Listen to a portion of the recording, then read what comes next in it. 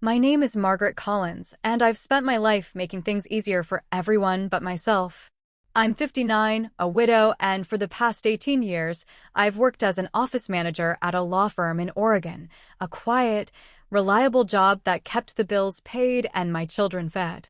For years, I thought devotion would earn me love in return. I thought sacrifice meant something. It was a gray Tuesday morning when I realized I was wrong.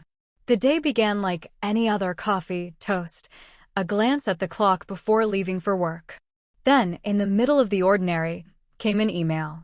No subject line. Just my daughter's name, Emily.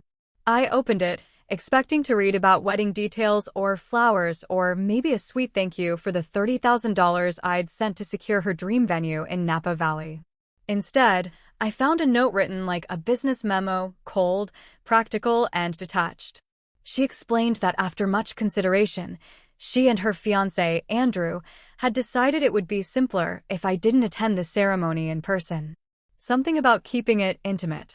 She ended with a suggestion that I could still be part of it by watching through a Google Meet link. Should be just like being there, she wrote. Then LOL. I stared at that message until my coffee went cold. Not a single tear fell. I'd spent too many years crying over people who mistook my kindness for weakness. I simply typed back, "Sure. Enjoy your big day." 4 words. Quiet, final, and sharper than any goodbye. When I closed my laptop, something inside me shifted.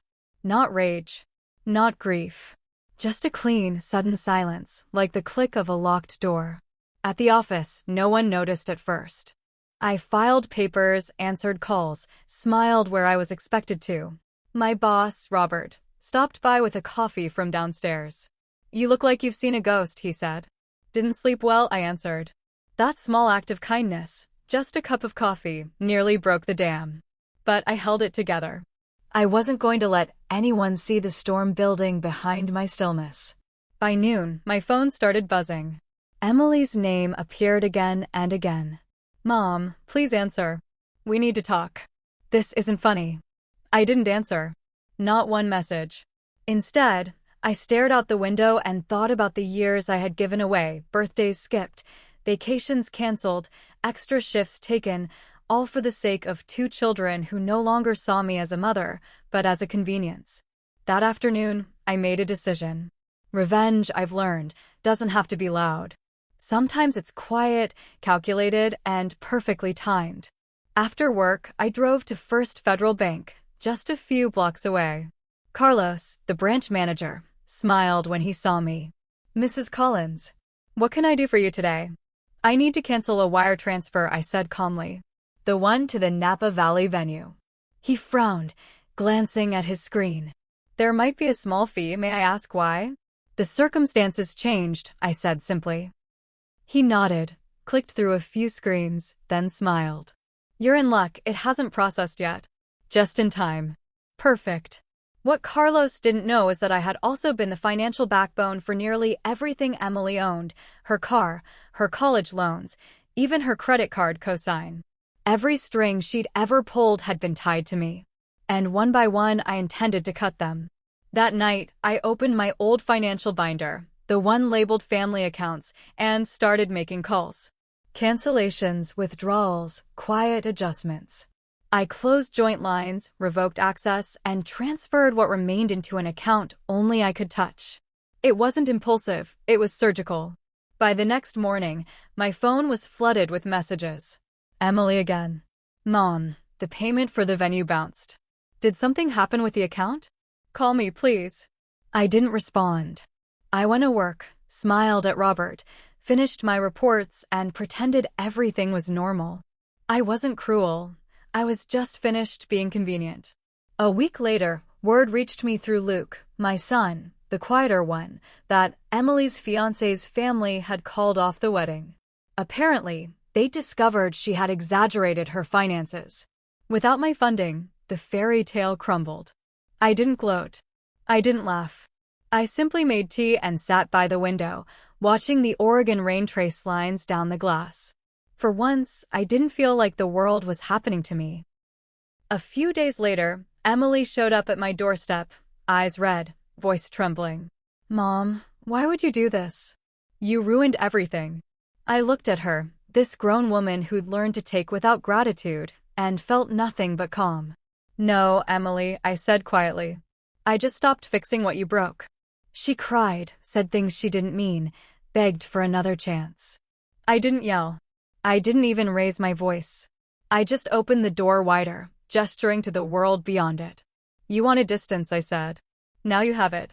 When she left, I returned to the kitchen and poured myself another cup of tea. My house was still, my phone silent. For the first time in decades, I felt the rare, startling peace of being free from obligation. Revenge, I realized, isn't about hurting someone. It's about reclaiming what you gave away too easily. In my case, it wasn't money. It was power. And as the rain fell softly outside, I whispered to the quiet, "Enjoy your big day." The silence that followed was strange at first, unnerving even. For years, my life had been filled with noise.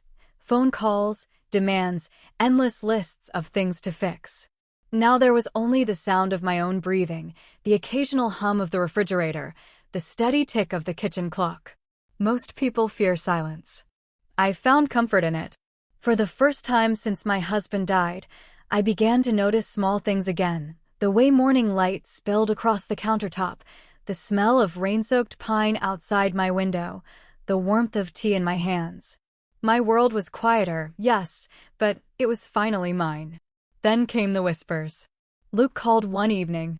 He sounded uneasy, hesitant, like a child confessing something. "Mom, Emily's having a rough time," he said. Andrew's family backed out completely. "She's kind of lost right now." I kept my tone steady. "She'll figure it out."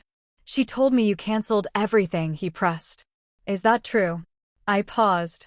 "I adjusted my priorities," I said. Luke sighed, but didn't argue. He'd seen enough growing up, how Emily's needs always came first, how I carried everything while she drifted from one comfort to another. He understood, even if he didn't say it. After that call, something unexpected happened. Word of Emily's situation started spreading. Small-town whispers have a way of moving fast, especially in places like ours. People at the law firm began to mention it quietly, not out of malice, but curiosity. "She's the one who disinvited her mother from the wedding, right?" someone murmured by the coffee machine. I didn't feed the gossip. I didn't need to. Some stories destroy themselves when told aloud. Meanwhile, I began making changes, real ones. I met with Robert, my boss, and told him I was ready to retire early. He looked surprised but supportive. "You sure about this?" he asked. "Yes," I said. "It's time I start living for myself." He nodded. "You've earned that." Within a month, I'd sold the house where every memory had been both blessing and burden. I bought a small cottage near the coast, modest, sunlit, and quiet. When I told Luke, he offered to help with the move. Emily didn't call at all. But fate has its ways of circling back. 2 months later, an envelope arrived in the mail. No return address, just my name written in hurried ink.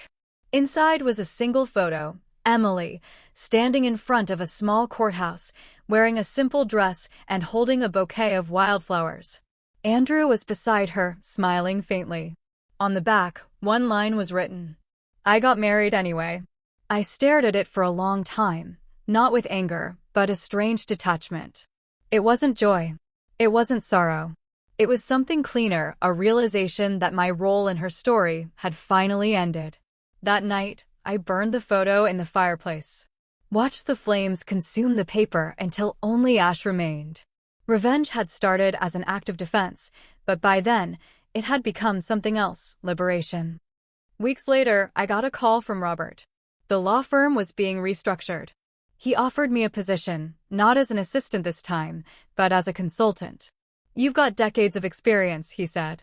"You could lead the new operations team. Higher pay, flexible hours." I almost laughed at the irony. I had spent half my life making things run smoothly for others, and the moment I stopped sacrificing myself, the world opened its doors. I took the job, of course. Not for the money, but for the satisfaction of standing on my own terms. Months passed. My days filled with ocean walks, quiet work, and long letters from Luke, who visited often. He was proud of me, though he never said it directly. I could see it in his eyes. Then, one rainy afternoon, I got another email. From Emily. The subject line read, "I'm sorry." For a moment, I hesitated. Then curiosity won. "Mom, I don't know where to start. I've been angry, embarrassed, and scared. You were right. I let people use me. I let pride ruin everything. I wish I could take back what I did to you. If you'll let me, I'd like to visit." I read it twice, feeling nothing like the woman who once begged for her daughter's affection. I felt steady, unmoved, but strangely calm. I wrote back, "Emily, I'm glad you've found clarity. You're welcome to visit, but understand something. I'm not the same person you left behind. The door is open, but only if you come in with respect." Then I hit send. That night, the ocean roared louder than usual outside my window. I watched the tide crawl toward the shore and thought of how strange life can be, how loss, when embraced instead of feared, can become freedom. Revenge hadn't destroyed me. It had rebuilt me. And as the wind rattled the windows, I whispered to myself, not out of spite, but out of quiet satisfaction, "This time, the story is mine."